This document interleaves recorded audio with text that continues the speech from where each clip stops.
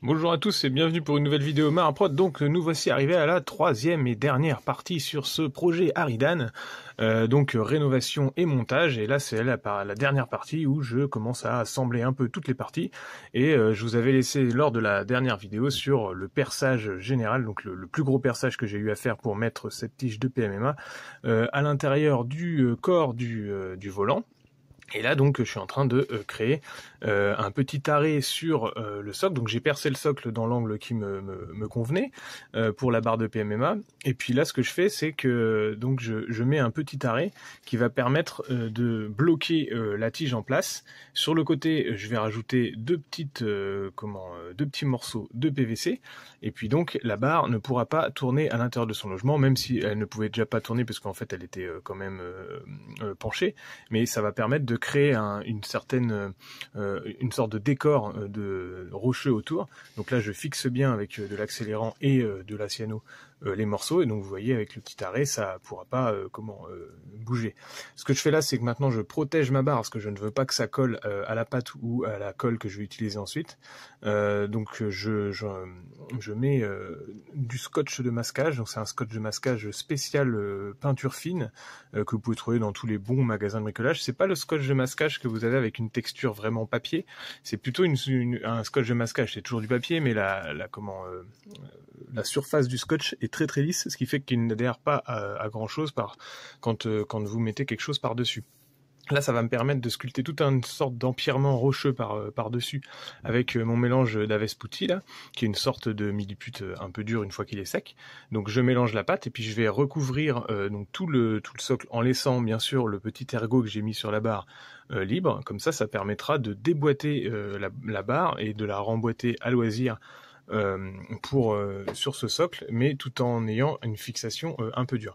Et après, à l'intérieur du corps en lui-même du Aridan, je ferai plus ou moins la même chose, sauf que par contre, pour resculpter autour du trou et refaire la sculpture fine, là j'ai pu utiliser de la green stuff.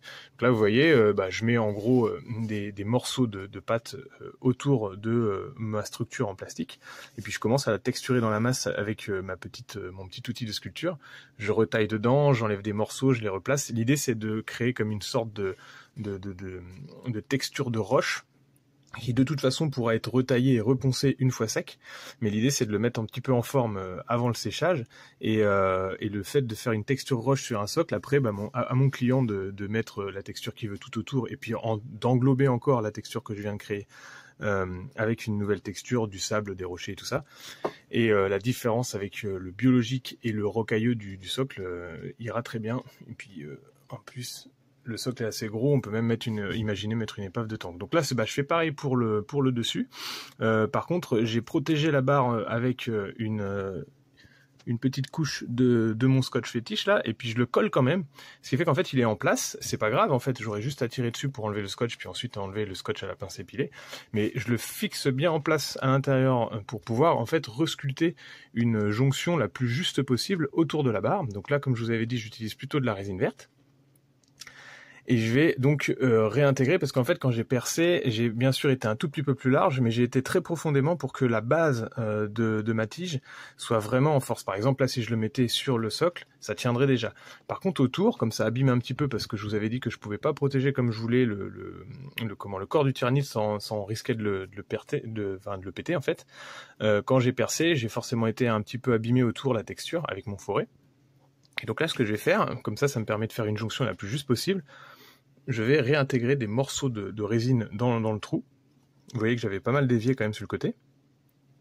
Et en fait, je vais refaire la sculpture. Donc là, j'ai percé en gros au niveau du sternum, si on devait donner un nom à ce genre de pièces anatomiques sur des créatures qui n'existent pas. Donc un sternum exposé avec une sorte de structure osseuse chitine, un peu comme vous voulez. Et le tout, c'est de resculpter cette espèce d'os, et puis ensuite de resculpter les espèces de petites barres. Donc il y en a à peine deux qui ont disparu. Et puis après, vous avez ces espèces de coulures ou de tendons mis à nu là sur les structures tyrannides biologiques, qui est assez facile à resculpter. Hein. Là, je refais le sternum avec ces espèces c'est comme si c'était des côtes qui sortaient de ce sternum, et puis après je refais des morceaux pour ajuster. J'aurais juste ensuite à laisser sécher. J'ai mis un tout petit peu d'Avespoussi, qui est donc une pâte très dure à l'intérieur de ma green stuff. Donc ça fait que autour de la barre, ça va faire une jonction très très forte en fait. Je laisse sécher, et j'aurai juste à tirer dessus, même si elle est collée sur un des morceaux, c'est le scotch qui est collé et c'est pas la barre elle-même. Et là, comme je vous avais dit, j'avais tigé la mâchoire avec la tête, et donc je refais la jonction sous le cou. Donc en fait, je refais une sculpture qui n'existe pas. En fait, la tête, elle est collée juste comme ça, elle est presque posée, sans système d'emboîtement plus précis que ça sur la structure du cou. Et donc il convient de faire une sorte de gros raccord, parce que ça fait quand même un sacré joint en dessous. Alors c'est pas quelque chose qui se voit énormément quand vous avez le volant qui est placé sur son socle sur le champ de bataille, mais voilà, c'était nécessaire pour avoir une jonction fine. Donc là, c'est pareil, je prolonge les tendons et les structures en refaisant la texture et en essayant de rechercher un peu la sculpture originale de la pièce. J'en profite pour vérifier quelques petites zones au dernier moment. Par exemple, il peut rester quelques billes, quelques bulles à combler. Et puis donc, comme je vous avais dit, j'avais également laissé sécher la queue. Et donc là, je finis vraiment la fin de la queue en retaillant un peu dans la masse de la résine durcie. Et puis je vais reponcer tout ça pour faire quelque chose de fin et de lisse. Parfois, il est plus simple de laisser sécher plutôt que de sculpter directement dans la masse quand la pièce est assez grande, que vous ne l'avez pas trop en main et tout ça. Si vous avez une bonne structure en métal en dessous, comme j'ai tout retigé, rien ne vous empêche de laisser sécher puis de revenir après, du moment que votre pâte est une pâte qui se ponce et se taille assez facilement. Donc on fait ça beaucoup pour les socles. Vous pouvez commencer à texturer les socles, mais souvent si vous voulez une texture bien raide au niveau de pierre ou alors de bitume, ce genre de choses, c'est toujours mieux de retailler ensuite au cutter ou de reponcer. Donc là, on arrive à la fin de la queue. Et puis donc, je vous laisse à la fin de la vidéo sur la présentation complète de tout mon boulot en mode revue de commande. Donc là voilà, on arrive. J'ai juste à arracher, en fait, comme je vous disais, le truc. Ensuite, je nettoie mon scotch. Et puis, ça vous fait un trou d'emboîtement très propre. Et il y a juste à faire pareil avec le corps. Donc là, ça s'emboîte plutôt pas mal. Pareil avec le corps. On déchausse l'ensemble, on protège. J'avais utilisé 2 barres pour pouvoir bosser en même temps, mais il y a une seule barre que je vais livrer avec la figurine. L'autre barre, elle me servira pour un autre projet. Là, je nettoie l'intérieur du scotch qui a pu être collé avec la cyano à l'intérieur. J'ébauche un petit peu le tour du trou pour que ça soit plus joli.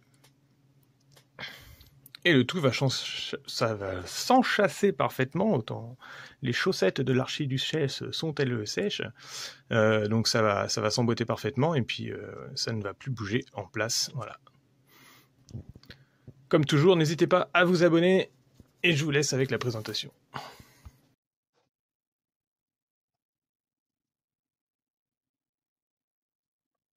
Petit point de vue un peu particulier parce que j'ai besoin de beaucoup d'envergure pour monter cette figurine et pour pouvoir vous la montrer. Donc aujourd'hui, review de figurine.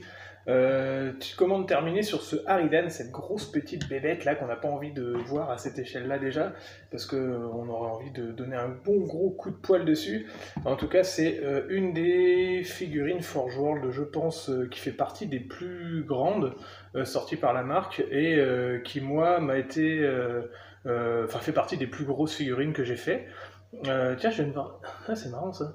Je viens de remarquer que en fait, ces deux petits impacts là se ressemblent beaucoup, comme si c'était un copier-coller, alors que normalement à l'époque c'est plutôt de la sculpture manuelle.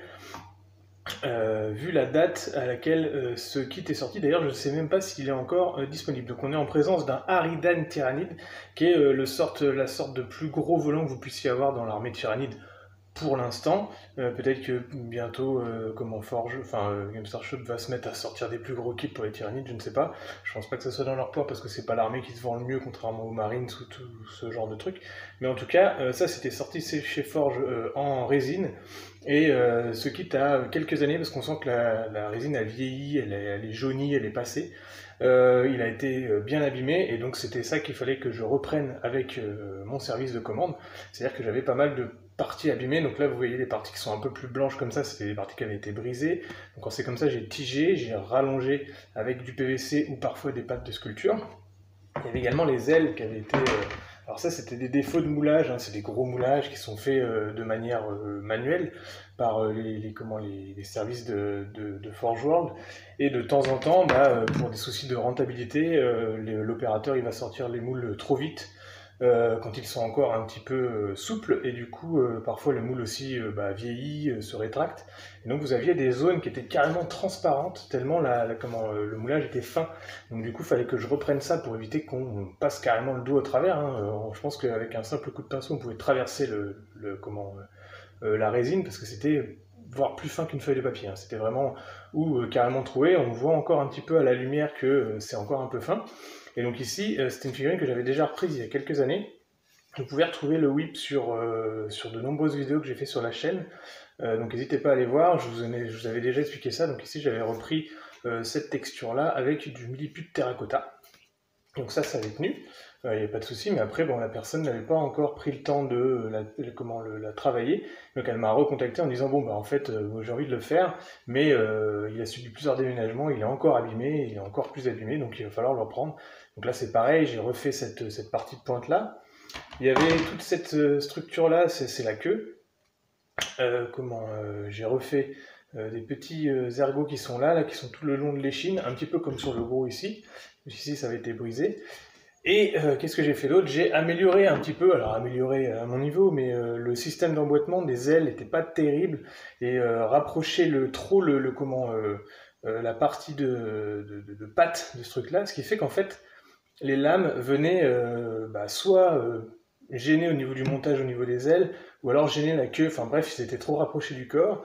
Donc j'ai préféré tiger et refaire une structure en résine verte pour que les éloigner un petit peu, faire comme s'il y avait une épaule un peu plus puissante. Donc, et puis les implanter comme ça.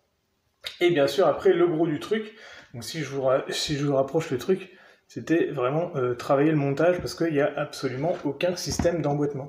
C'est-à-dire que vous avez des zones comme ça, clairement, qui sont donc plates. Elles sont en creux, elles sont faites pour accueillir les ailes comme ça, mais vous n'avez pas d'ergot ou de système d'emboîtement. Donc c'est pour ça que j'ai remis des grosses tiges comme ça. Donc c'est des tiges d'acier dur, qui sont de 2 mm à peu près. Alors après, on pourrait imaginer un système d'aimant. Bon, sur ce type de figurine, c'est bien de pouvoir le démonter si jamais vous avez un déménagement à faire, ou si vous partez en partie avec. Ça reste de la figurine de collection, je pense que c'est pas fait pour bouger énormément. Donc là, j'ai utilisé les systèmes d'emboîtement d'origine, que j'ai réamélioré avec un système de tige, et j'ai contrepercé dans la masse de la figurine. Et donc en fait, ça s'emboîte plutôt bien. Ça suffit pour, pour le bouger sans que ça ne tombe. Et c'est pareil pour la deuxième, 2 tiges. On emboîte en force et vous avez un peu l'envergure de la bête. Donc ça sera à fixer par la personne, ou alors à laisser comme ça démontable. C'est carrément possible. J'ai fixé les 2 pattes par contre, parce que en masse comme ça, avec l'ensemble du corps, je pense pas que ça soit très dur à transporter. Et puis après, c'est pareil pour la queue, petite tige à l'arrière. L'emboîtement par contre au niveau de la queue est un tout petit peu plus profond. J'ai dû améliorer un petit peu, retailler un peu pour que ça s'emboîte bien. Mais ça, il n'y a carrément pas besoin d'aimant, parce qu'une fois qu'on l'emboîte en force, là, ça tient vraiment très bien. Et après, le gros du truc, c'était de travailler, bien sûr, le socle. Donc vous voyez que j'ai même du mal à la sortir tellement elle s'emboîte bien. Ici, pareil, petite correction, la queue était vraiment brisée sur la fin, donc j'ai resculpté 2 écailles et puis une petite queue en résine verte, comme ça, une petite pointe. Pas très dur à faire, vous contrepercez bien sûr, puis vous remettez une petite tige de métal, puis ensuite vous englobez la tige de métal avec de la résine verte, puis vous reponcez une fois que c'est sec. Ça se fait plutôt bien, voilà, enfin ça aurait pu se faire avec une autre pâte aussi. Là, c'est un mélange green stuff milliput pour qu'il y ait un petit peu de dureté. Ici, j'ai fait un gros trou avec une grosse perceuse. Pareil, vous aurez le whip et vous verrez comment j'ai fait. Ça a dérivé un peu. Ce que je voulais, c'était augmenter un peu la taille du trou pour pouvoir emboîter ma tige comme je le voulais et ensuite recombler, ce qui m'a par contre obligé, étant donné que j'ai un peu détruit l'ensemble, à resculpter, mais c'était pas très grave. Et comme ça m'a permis de faire un emboîtement au plus juste. Chose qu'avec le forêt, même si j'avais percé proprement, je pouvais pas contrôler un peu l'angle que je voulais, parce que je pouvais pas enserrer la pièce sans l'abîmer. Donc c'est pas grave, j'ai resculpté un tout petit peu la partie du plexus ici, et puis 2-3 zones qui sont pas très dures à resculpter. Voilà, et puis pour la tige, j'ai utilisé cette tige de PMMA qui fait office de tirer les rideaux. Vous pouvez trouver ça de tire-rideau, alors c'est des trucs qui font entre 1 mètre et 1 mètre 20 avec un petit crochet, et vous êtes censé tirer les rideaux avec. Moi je les utilise pour faire des barres parce que c'est plutôt bien solide. Et ici j'ai collé un petit ergot qui me permet de l'engager, hop là, dans son logement, donc voilà, ça bouge plus. Et puis ici j'ai créé une zone d'empierrement rocheux dans lequel vient se fixer la tige. Et bien sûr cette tige est un petit peu inclinée pour qu'on puisse installer notre bébé. Ensuite, je mets la queue. Tac, là. On va mettre les ailes après. Alors par contre, il n'y a pas de système de détrompeur en haut, donc on l'enchasse en force. Voilà, comme ça. Vous voyez que ça va bouger un peu, hein, parce que forcément l'envergure de la bête fait que ça bouge un peu. Par contre, avec le bas, ça ne peut pas tourner. Et ensuite, à vous de faire varier la position de la bête en haut pour que ça puisse bien s'ajuster. En tout cas, ça ne peut pas tomber sur les figurines. En tout. Si vous jouez en partie, il n'y a pas de souci. La barre est suffisamment puissante pour tenir le modèle en place. Vous voyez pourquoi j'ai changé de point de vue, parce que à la caméra, ça ne pouvait pas passer. Donc voilà, on a... Je vais l'éloigner un peu parce que je ne sais pas si vous allez voir. Puis ça devrait le faire au niveau du cadre. Donc voilà pour cette bête. Donc elle tient plutôt bien, ça bouge parce qu'il y a un peu d'envergure et il y a forcément du poids. J'ai pas pesé le poids de la bête, mais forcément ça commence à peser. Mais vous inquiétez pas, on est sur une tige de 1 cm de PMMA, c'est fait pour. Et puis après, elle peut tourner un petit peu sur elle-même. Peut-être à vous de, je sais pas, mettre un petit point de colle ou si vous voulez pas la bouger. Moi en tout cas, je laisse tout modulable, ne serait-ce que pour la peinture, et ensuite au client de voir s'il a besoin de fixer ou pas. Donc voilà pour ce Aridan. N'hésitez pas à vous abonner à ma chaîne si ce n'est pas déjà fait. N'hésitez pas à me contacter pour toutes les commandes que vous voulez me faire réaliser. J'ai maintenant une chaîne Twitch sur laquelle je vais pouvoir peut-être partager les whips un peu longs comme ça que je ne peux pas forcément faire en vidéo de manière, en tuto en tout cas, ou alors partager peut-être mes journées de travail pour que vous puissiez me voir plus souvent sur Twitch. Donc n'hésitez pas à vous abonner aussi là-bas. Sinon j'ai un fil Instagram, et pour ceux qui veulent me soutenir par d'autres moyens que de me commander des figurines, j'ai un Utip que vous pouvez venir tipeur au mois ou me faire un don illimité en me donnant vos codes de carte. Non, bref, n'hésitez pas à m'aider si vous voulez que je continue la chaîne. Bon été à vous. Je ne sais pas quand cette vidéo sortira, mais en tout cas, moi, j'ai super chaud. Voilà, ça fait un bon piaf. Il est mignon, on n'a pas envie de l'avoir dans son salon non plus. Toc. À bientôt.